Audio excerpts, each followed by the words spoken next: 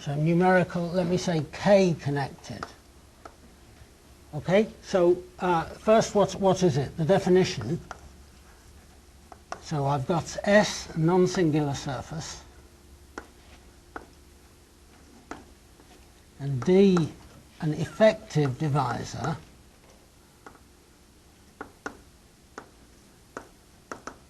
so this means that D is some AICI. In the case when D is irreducible, this definition is sort of basically vacuous. But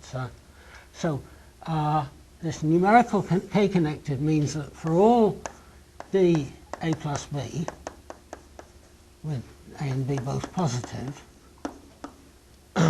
so in other words, if I can take some of these and split it into two parts, I might have something like this, plus, and then, the same thing like this. adding up to 4 of this and 3 of that. A times B is greater than or equal to K. Okay, so the definition is very simple. The definition is just sort of obvious method for handling the fact that often AI are greater than 1. Okay, so how do we prove it? How will we prove it? Well, let's see later. But the main ideas are the things I discussed last time, discussed earlier. So the index theorem plus this characteristic property of K. Okay, so divisors, we're playing with divisors on a non-singular surface. So there's an intersection pairing here, which is a kind of quadratic form. There's something quadratic about the divisors here and their multiplication, and a quadratic form has an index, number of positive and number of negative things, and it also has a characteristic vector. And the canonical class K is a canonical vector, so this means KD is congruent to D squared mod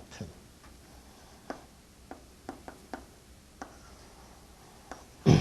Okay, and then plus lots of calculations. So I'll explain this when we get to it. Okay, so why do I want it? Why do we want it?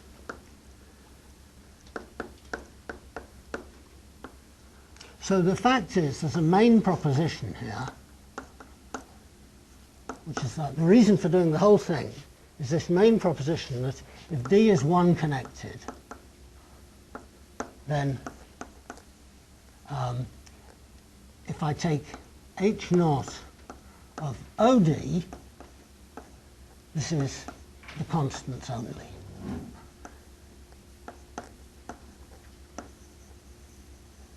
Okay, so my surface S is defined over a field K. Any ring associated with K, with S, contains K. That's just by definition. And so, for example, if I take the global sections of OS, this is just equal to K. S is, connected.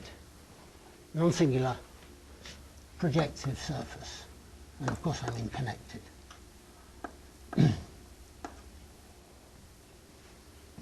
Yes, so here I must have at least the constant functions. The constant function is certainly going to be global functions on any variety. And here the statement is the D can be as non-reduced as it like. It can be quite a complicated thing. It can have lots and lots of multiple components and so on. But nevertheless, we get this, as long as it's 1 connected, then we get this explicit way of calculating or of reducing a particular cohomology group. Okay, so and this is a very simple result. I'm going to spend about half an hour explaining it, but it's so this is the whole reason for doing this. So let me sort of proof in a while.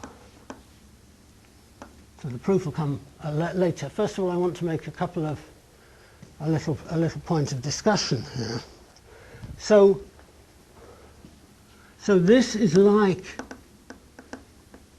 connected in topology.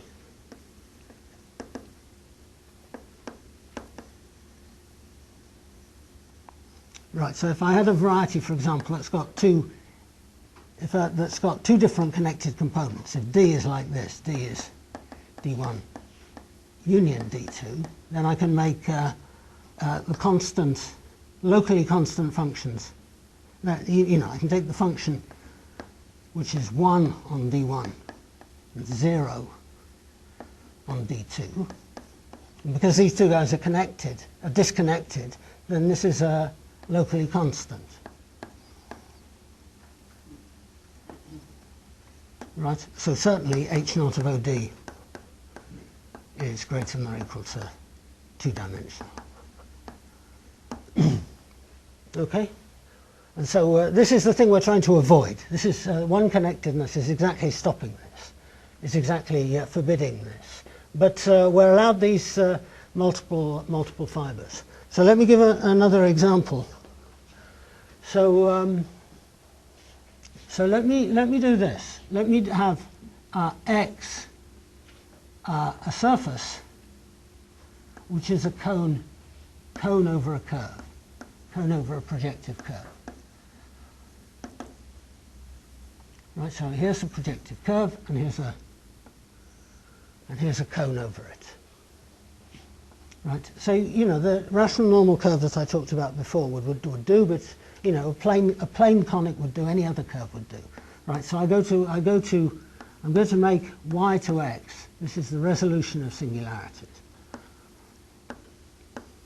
obtained as the cylinder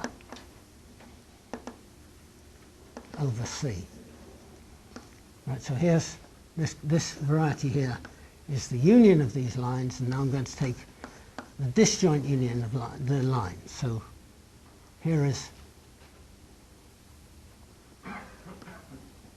this corresponds to the vertex marked with generators. Right. So anyway, I mean, this is the blow up, or this is a standard picture you've got to admit. Right. So the curve C starts off being in projective space. You know, some dimension. Let me say A. Right.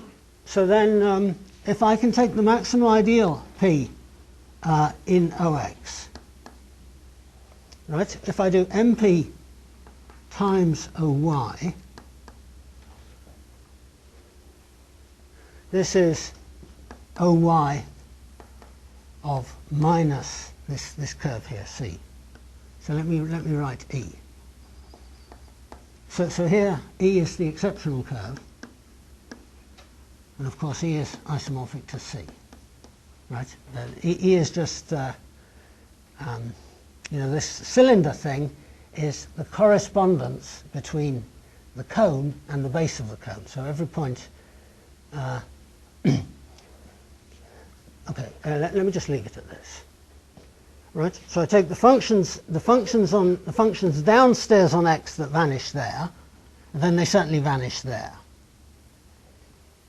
Right. And you know, this is equality of ideals. This is part of the definition of a blow-up. If you want to think of this as a blow-up, then this is the defining property of a blow-up. Right. If I do MP squared, or MP cubed, or MP to the power of R, let's say, then MP to the R times OY is, well, all of these guys vanish on on E with multiplicity R.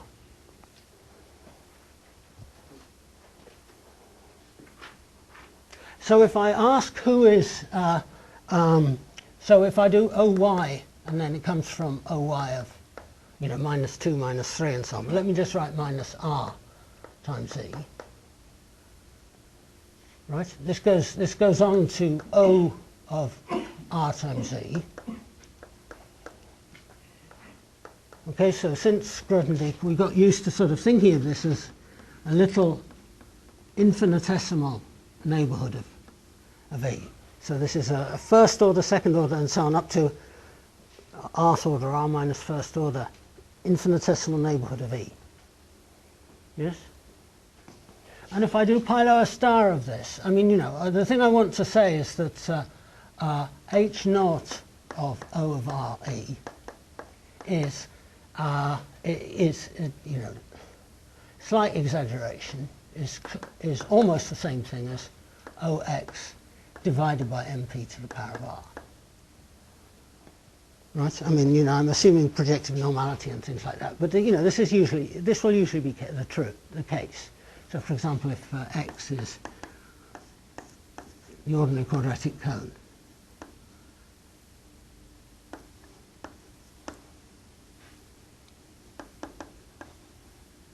right? So this is the ordinary quadratic cone in P3. You know, given by whatever it is, x1, x3 equals x2 squared. Right? Then when I do the exceptional locus is this curve C, this curve E, and when I do O of 2E, H naught of this is three-dimensional. This looks something like O of x divided out by the maximum ideal of x squared. Right? And you know, this guy here has O of E of minus E goes to O of 2E goes to O of E, etc. This one has one section and this one has three sections. I'm sorry. Okay, it's four.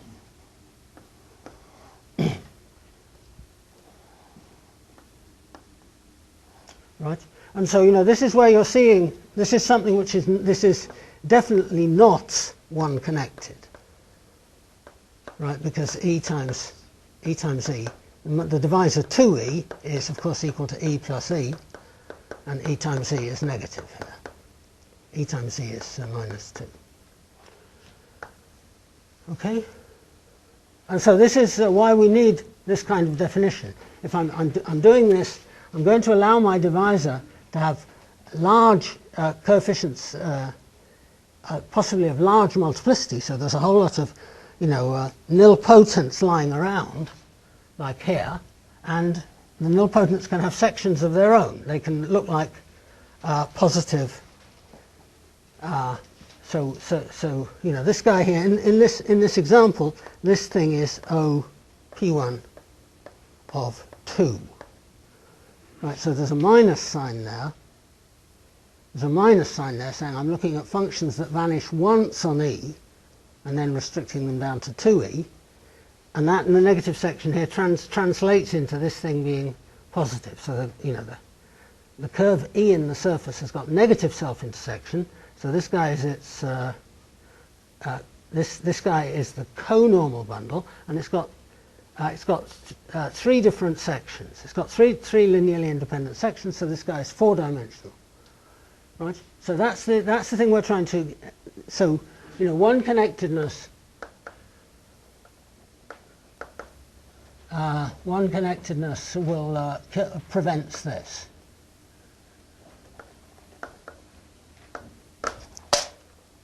Okay. So let me state a kind of proposition, which is you know, the key to understanding what's happening here. So if D is A plus B, with AB effective, then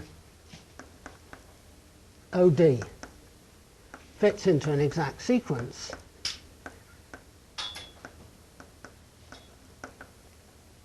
So I'm doing OD here. This is functions on D. I can take the functions and restrict them to B. And the kernel here is OA of minus B. Okay, so when you've started working with sheaves on varieties, you have to sort of get used to some. This is one of the very, very basic examples. So let me just try and explain what's happening here. So maybe D looks something like this. Maybe D is some AI Ci, and then let's suppose that I'm standing at some point, for example, this point near locally at P. Well, even globally, I can say that the ideal of D, this is functions on S that vanish along each of these components with the right multiplicity. This guy here is the same thing as I of Ci to the power of AI, and it's the product of those. Right? It's the ideal obtained as the product of those. And so, on the other hand, locally at P, Ci is given by Fi equals 0. Right? And so this guy here is locally, this is the product of Fi to the power of AI. So this is locally principal ideal. So I'm sorry, I'm going to write D here. Right? D is this sum with the same letter D. Okay? So I'm thinking about taking the DIs and writing this as AI plus BI. Okay, so if I let's work just near a general point here. Then we're seeing that OD looks like OS divided by this Fi to the power of AI. So near a generic point of Ci. Right, so if I really say generic point here, I mean then OS localized at the curve Ci is a discrete valuation ring, and the Fi is a generator of this discrete valuation ring. But if you can also think of generic as just meaning in some sufficiently in some open set, including the generic point, and then I still have this statement. Right, so there's a neighborhood. There's a big open set there, where the ideal of the AI, sorry, this is DI, right? And then OB is OS divided by Fi to the power of BI. And the thing I'm saying is that so the guys that vanish, so the sections, the local sections of OD that vanish on at B look like are multiples of Fi to the Bi. Right? So there are some G times Fi to the Bi, and then if this Gi, so this is contained in OD, and then if G also vanishes on A, then this product, then the product is 0. Right? So in OD, I've got Fi to the Di is 0. So, and I'm thinking about the guys that are multiples of Fi to the Bi. If they're multiples of Fi to the Bi by something G, which also contains Fi to the AI, then they're 0 on D. Right? And so the kernel of this restriction map here is naturally a module over OA. In fact, it's a line bundle over OA. Okay, so I explained what the theorem is trying to say. Let me try and give a proof of it, which is very easy.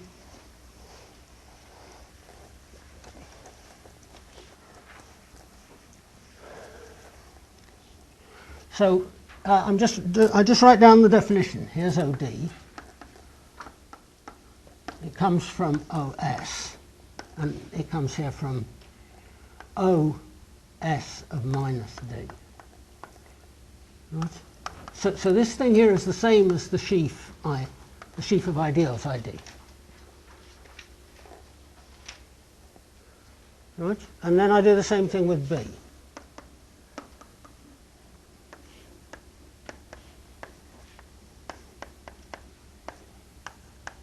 Okay? So in the middle they're just the same thing. And then what's happening here? So I say I can take, so these guys that vanish on D, vanishing on D is a stronger condition. D is A plus B. Right, so guys that vanish on D certainly vanish on B. So this is an inclusion. Right, and it's got a co-kernel. Right. On the other hand, these are functions on D, and I can restrict them to B, and this is surjective. Right, and there's a kernel here. So the kernel is the thing I'm trying to describe over there. So this is functions on OD, on D.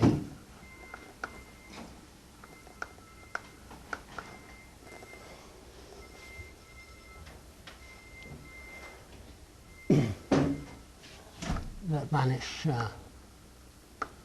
on B. Right, and now, you know, I can, this is a trivial case of the snake lemma, right? The snake lemma says the kernel there is equal to the co-kernel there. So, so this is saying that the co-kernel of OS of minus D maps to OS of minus B is equal to the kernel, canonically isomorphic to, equal to the kernel of OD maps to OB. Okay, so, you know, what do we, you know, I appreciate some students will have, you know, started algebraic geometry very recently and will not be very happy with working with sheaves and so on varieties. But you know, these are the primary objects, and what we, in order to be able to run exact sequences, any arguments in homological algebra, they need the fact that the category of, in this case, the category of coherent sheaves is an abelian category. So it makes sense to talk about kernel and co-kernel exact sequences, right? However, in any abelian category, this argument would work. This is exactly like the first isomorphism theorem.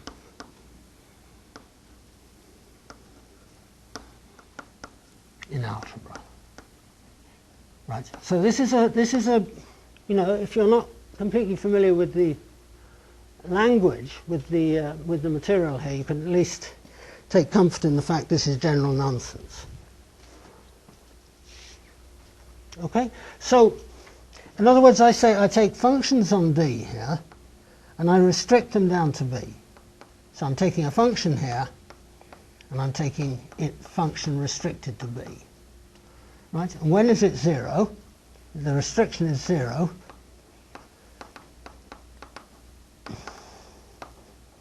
So this means that F vanishes on all of each of the components of B with the stated multiplicity. So it means it's F is a multiple of Fi to the Bi for Ci D. Right. On the other hand, what is this saying? So, I mean, this is a sheaf of ideals inside OS, but on the other hand, it is also a line bundle on S. So this is a line bundle, and it's locally based by, so this guy here, FB, right, or product of Fi Bi.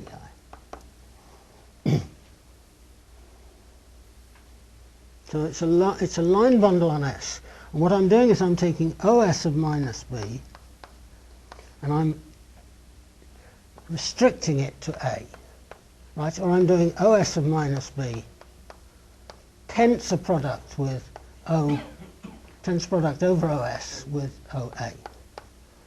Right, so, if you think geometrically, then this guy is a line bundle. It's a locally free sheaf of rank 1 on the surface S, and I'm taking the section S and I'm restricting him down to A. Anyway, I mean, if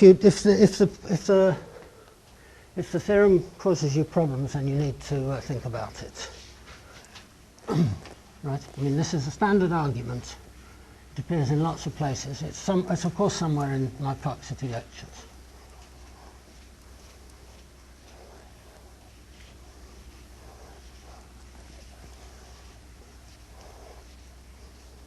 So I'm going to just state the result I want now as a corollary. And this is the main proposition I had earlier. So if H naught of OD, right, let me write, if H naught of OD is greater than or equal to 2, then there exists decomposition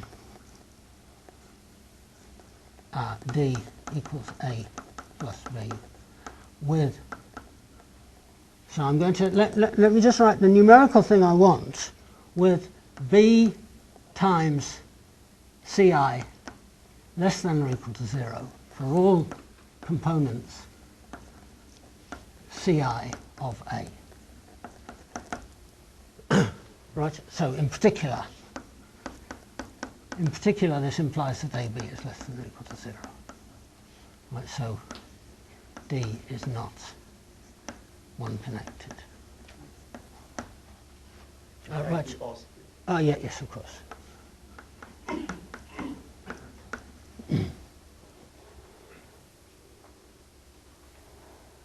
Okay, so this is proof. So choose any point P in D. Right, so I'm going to say I can do MP times O of D, and this is contained in OD, and this maps down to KP. Right, this is OD modulo MP.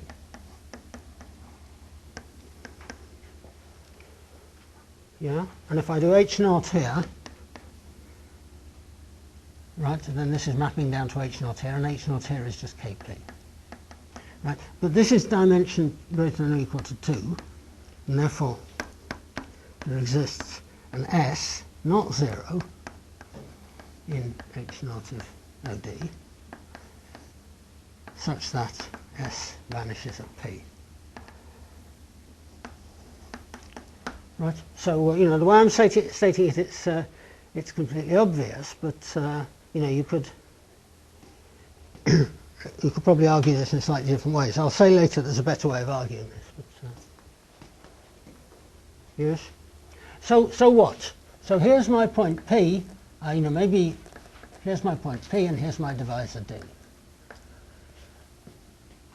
Right. So if I take OD and I restrict him down to OC, so CI. This is any component of D.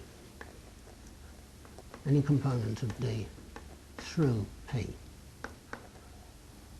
Right, then I can take functions here, and I'm restricting them down to here. But I'm also assuming that the function vanishes at P.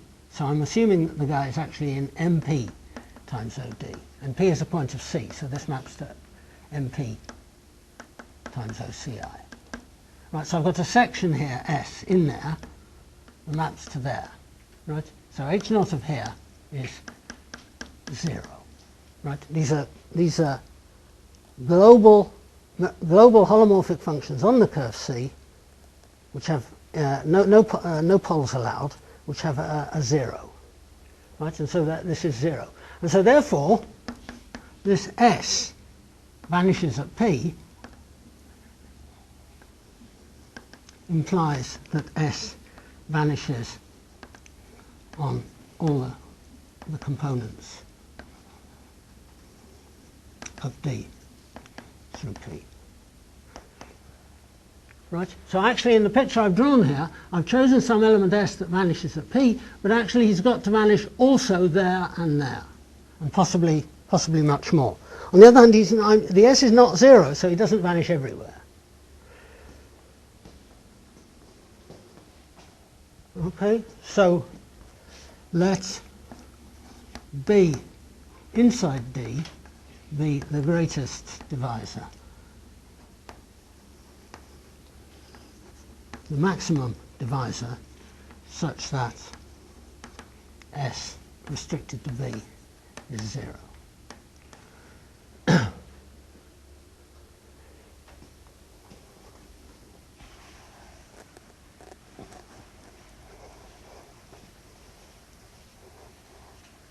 Right, and so what I've got here is OD, OB, this is the lemma, OA of minus B. Right, so I start off with the element S here. I've arranged that he vanishes, this guy S vanishes on B and doesn't vanish not on the, B is not the whole of, B is inside D and not the whole of it.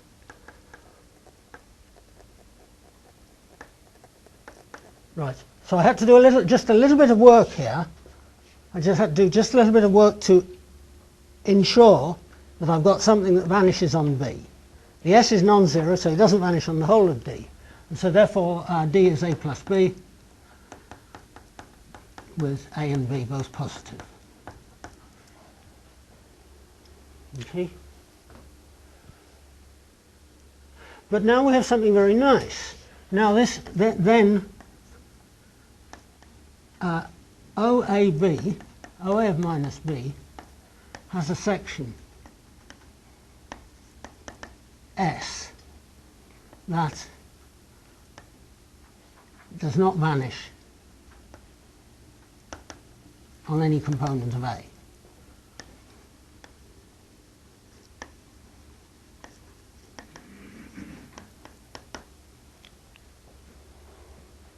Right. So, by the lemma, by this argument I gave you here, this OA of minus B is, of course, the sheaf of ideals inside OD, but it's also, in its own right, a line bundle on A.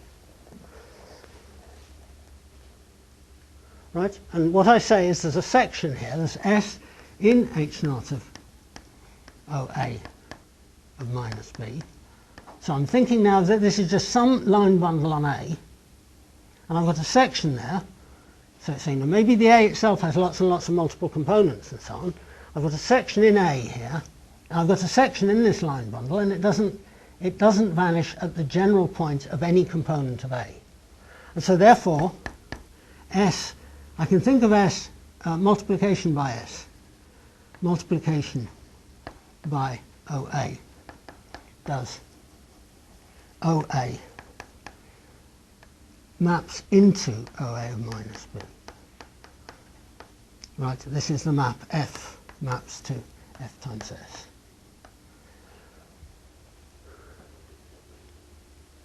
Right, so why is this an inclusion? I'm of course not saying that this map can't have any zeros. It can have zeros, but it can't have zeros at the general point of some component of A. Right, and that's the way in algebraic geometry a map with that property is automatically injective. Right, and then this A and B have the numerical property I said.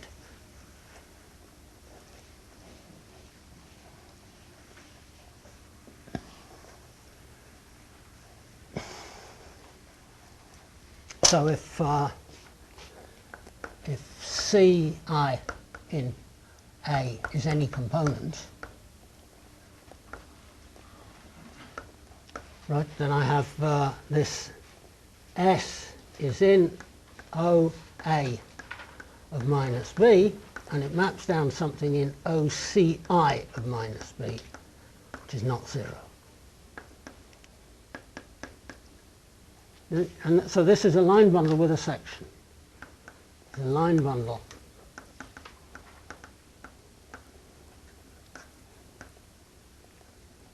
on CI with a non-zero section.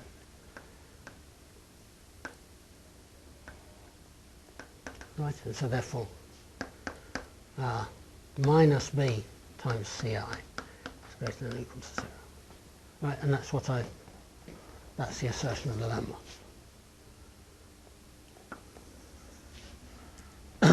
Right, so I proved what I wanted to prove.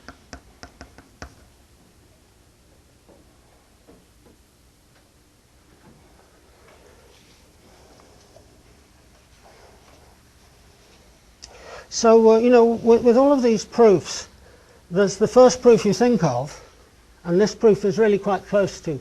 So, you know, the argument I'm giving here is, you know, Franchetta, probably in the 1930s, I don't really know, and then Kadara, and then Ramanujan and Bombieri.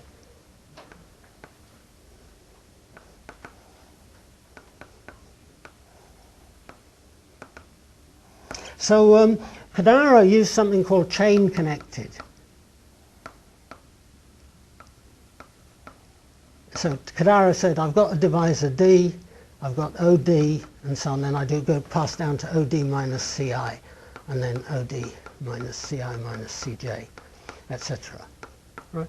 And so, you know, I don't know, of course, what your experience of mathematics is, but there are lots and lots of arguments in algebra where you can write down a really obvious inductive step, right? I do this. And then, you know, maybe for 10 years everybody does this. Everybody does a little step like this. And then some smart person comes up with an argument saying, let's consider the extremal one such that that doesn't hold. Right? So the argument I'm giving here is a really neat argument, but basically the same idea was already present here. Right, so this is Franchetta introduced numerical connectedness. Right, Kadara used this chain connected in exactly this thing, and then C.P. Ramanujan invented this notion of chain of numeric. You know, use this notion of numerical connectedness that I'm talking about in the context of proving vanishing theorems. And I'm going to explain that next time. Right, and Bombieri used this in the proofs of all these theorems about. Right, so, you know, the argument is really, really neat. I find a section here which is non-zero on every component, and therefore A times B is negative. Of course, we prove something slightly stronger. Right, so there's a stronger statement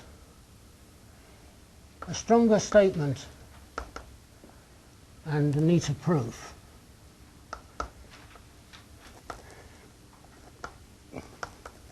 Using just a little bit of commutative algebra. So if you look at H0 of OD,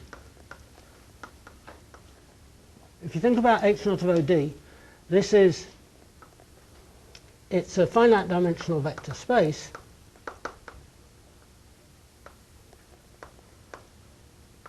over K. And also it's a K algebra, right? Because it's just functions on D, so I can multiply functions together and get more functions. Right. So because it's finite dimensional, it's an Artinian ring, and it's a fact that, and then, you know, a little bit of commutative algebra, which I'm not going to go into.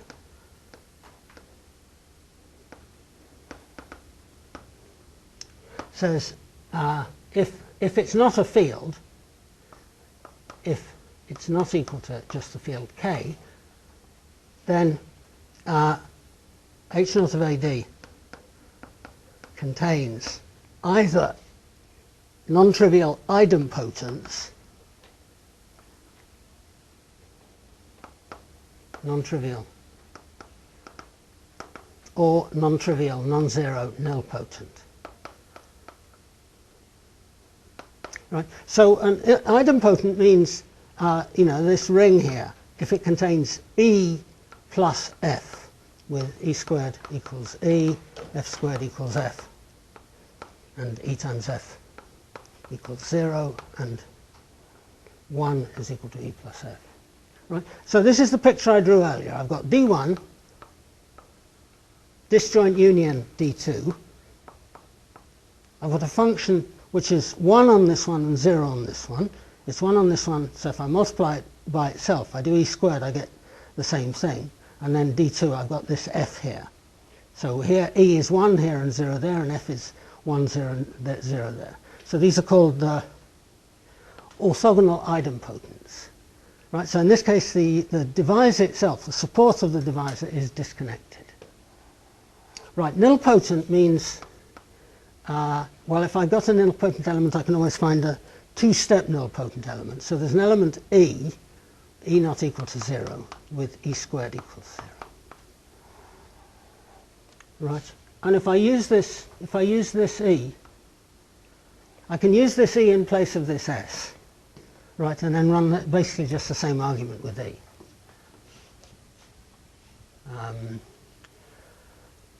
If I want to say that, you know, I mean, I don't really need this. It's very useful for making arguments neat once you really understand them. So if e is a nilpotent, then I've got OD times E inside OD. And it's mapping down to, and this is of the form O of A of minus B. Right, and this, in this case, D is A plus B. V is where E vanishes. And E squared equals 0 implies that B is more than 1/2 of D. Right. So this implies that do I mean A is in B or B is in A? A is contained in B.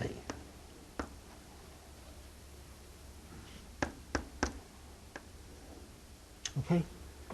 And so, you know, this is really this case that I had before. Right, I have this, if I have R times C, right, then there'll be lots and lots of sections here. This really looks like O of X divided out by maximum ideal at P to some power R.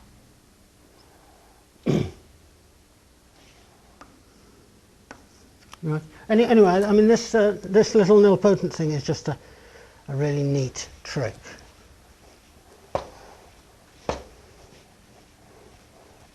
Okay. So are there any questions about this? You'll of course find this written in the literature in different places, in different ways.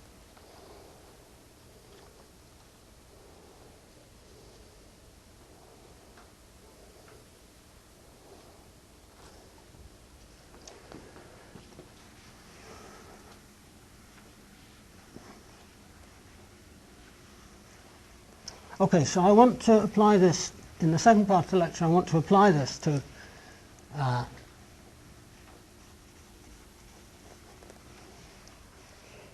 getting, so for applications I'm going to use this, this idea. Right, so now let's S, a usual thing, non-singular projective surface, D an effective divisor,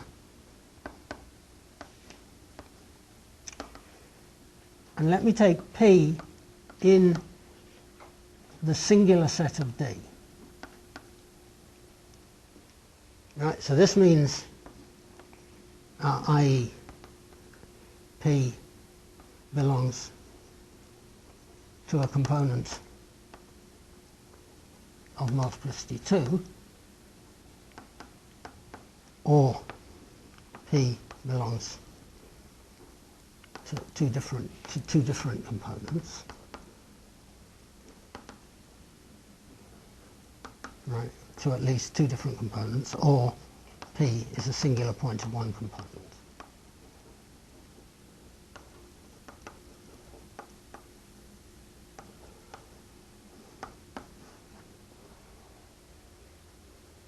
Right, so I'm going to explain why I want this singular thing.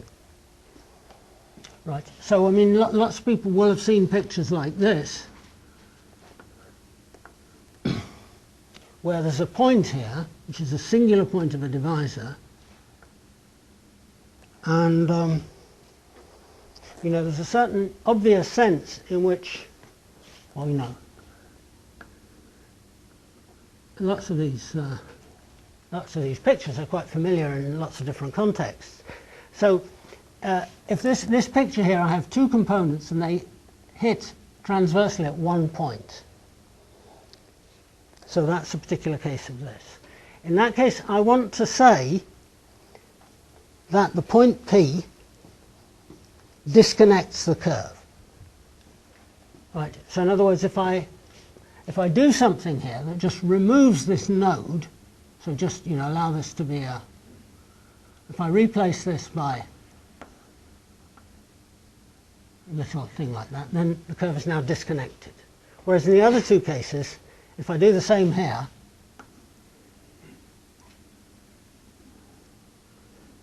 right, then the curve is still connected.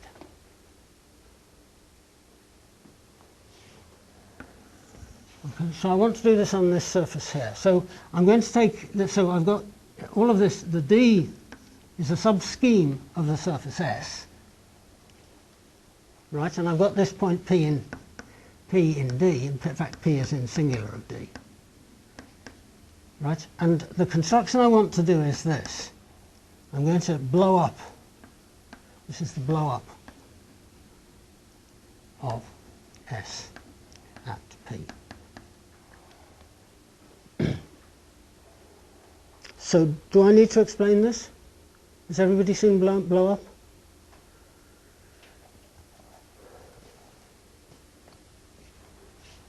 So P is a non-singular point of S. It means that the maximal ideal at P is generated by X and Y. So, you know, if it were a curve, I'd say the maximal ideal is generated by a single element, and then I have a discrete valuation ring. Right, here I have a regular ring of, this is inside OSP. This is a regular, OSP is a regular local ring.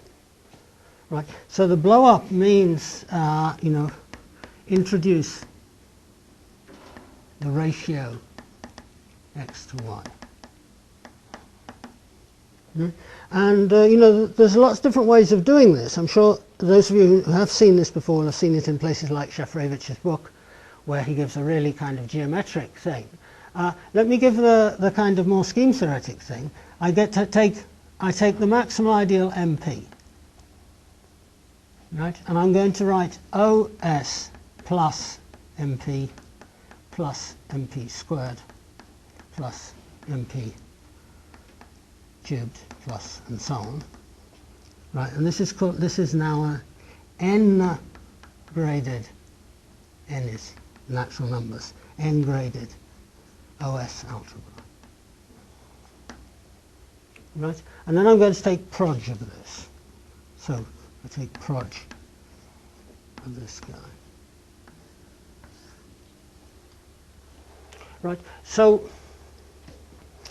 what proj really means is you introduce the ratio X to Y. Right, so at any point of the proj, one of these higher elements, one of the elements not in OS here but in the remaining, will be, what do I want to say? Any homogeneous prime ideal will have one of these, any homogeneous prime ideal which is not just the whole of that, will contain, okay. Anyway, so this is i.e. it's the union of two pieces with coordinates x and y over x and y and x over y. So there are two affine pieces and they're these coordinates. It doesn't have to be two. You could take any element, any number of generators there, but 2 is the smallest number of generators, right? And so, you know, what I've done here is I've taken, so here is the picture of the S. It looks like XY, right? In local analytic coordinates, it would look like this. And then I'm doing this blow-up which introduces a P1 here. It's a P1 of x to y. S1 is a new surface. The two surfaces are isomorphic outside the point P. Okay. And then the the exceptional curve here. So E squared equals -1 and E isomorphic to P1. Okay, so if anybody needs to have this explained again, I'm perfectly happy to do it. Okay, so what do I want to say about this?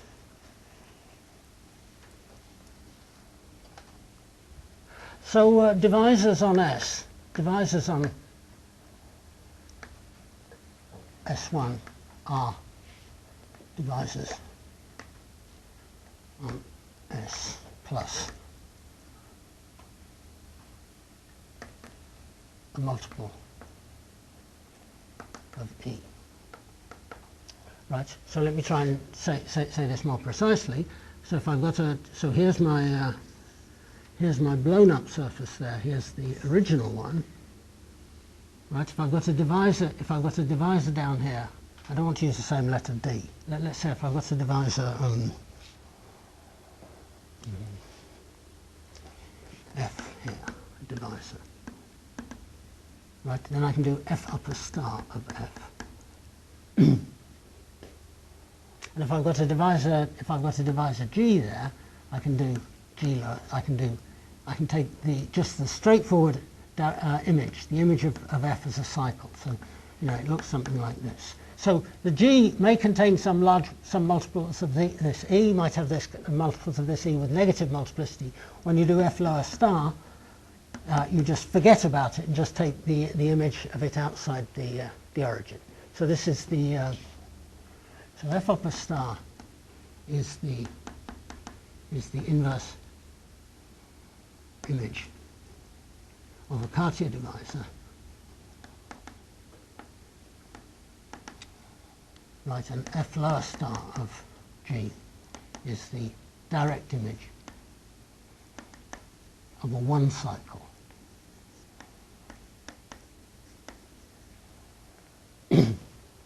Right, and then you can go backwards and forwards between these two. So if I take a G and I push it down and I lift it back up again, I get the same G plus some multiples of E. If I take the F and pull it up and then push it down, I just get back to the same F. Right. So there's if we did blow-ups in different contexts, then you'd always want to say that any calculation on the blow-up is the same as a calculation on the variety before. Okay, so the thing I want to say is that this is a kind of funny definition. The main definition that I'm going to use in lots of different places here. So D double primed is F upper star D minus 2E.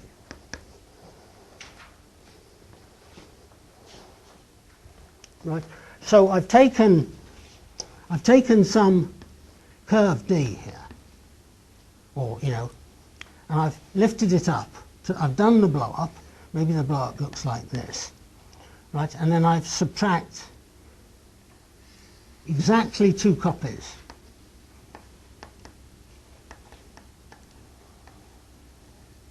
of E.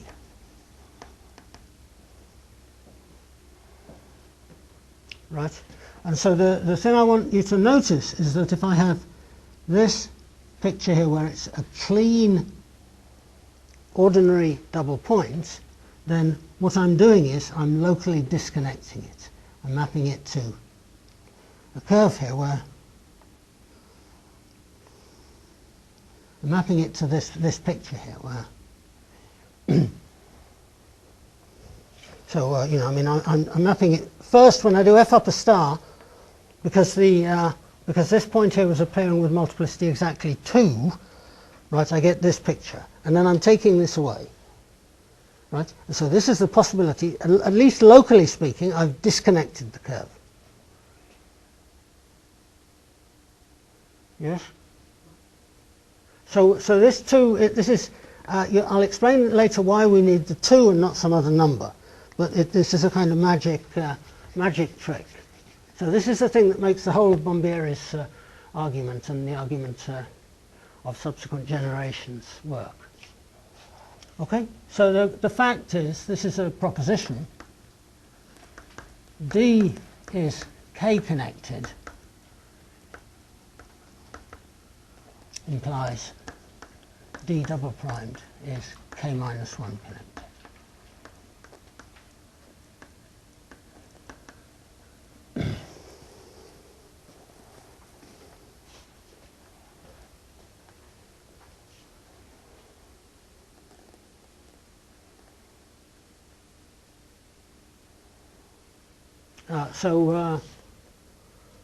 So let's just think about this. I mean, this is really basically a trivial calculation. Except as soon as I say it's a trivial calculation, I'll probably do it wrong. Okay, so if D double primed is A, let me say it's A1 plus B1. Right, then I can do G lower star of this gives D is A plus B. Right, where A is G lower star of A1 and B is G lower star of A and B1. Right, and the thing that, now having said that it's trivial, I'm now worried about one little point, which is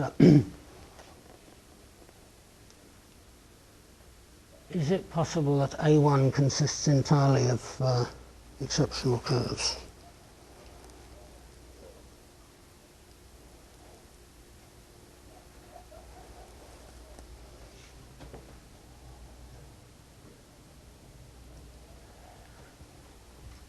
Let me give the argument, which is just a calculation, and then let me worry about whether the calculation is really valid. Okay, so I'm just going to write then A1 is G upper star of A,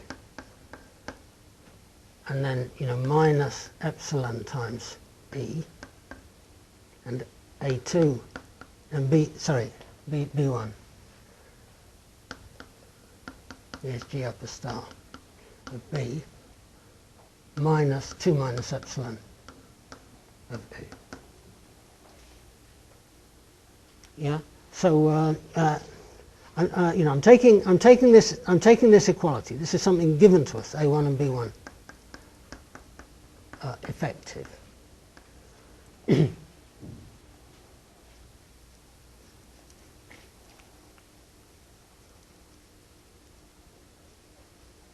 Right. And so I push them down. In other words, I just ignore whatever multiples of E they have in them, and then I get this D as A plus B.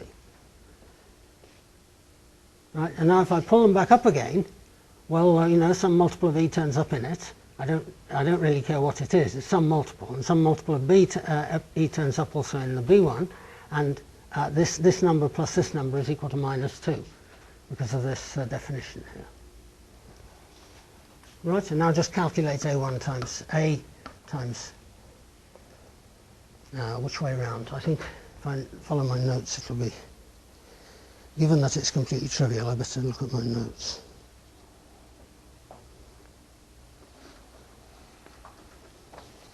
So if I write A1 times B1, then what's this equal to? This is equal to, G upper star A minus epsilon E times G upper star B minus 2 minus epsilon A. Right. So now when we do this calculation, this A gets, this is AB. Right. It's G upper star A times G upper star B is just AB. G and F are the same thing. I'm sorry, I didn't know there was an F.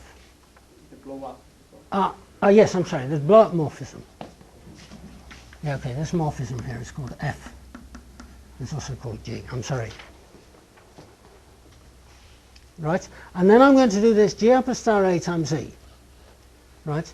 So G upper star A times E, this is a pullback of a Cartier divisor times E, right? And so this is 0. Likewise, G upper star B, E is 0. Right, so there's the cross terms here, this term times this term and this term times 0, and they're 0. And then what's left is epsilon times 2 minus epsilon times E squared, which is minus 1. Right, and if you think about this number here, so you know if epsilon is 1, which is the really important case, if epsilon is 1, this number here is minus 1. Right? If epsilon is any other value, then this number here is less than 1. It's either 0 or less than 0. Right? And so this is greater than or equal to AB minus 1. Right? And we've agreed that AB is greater than K. So A1, B1 greater than K minus 1. Right, and now I'm just a little bit worried about what happens if either A or B is 0.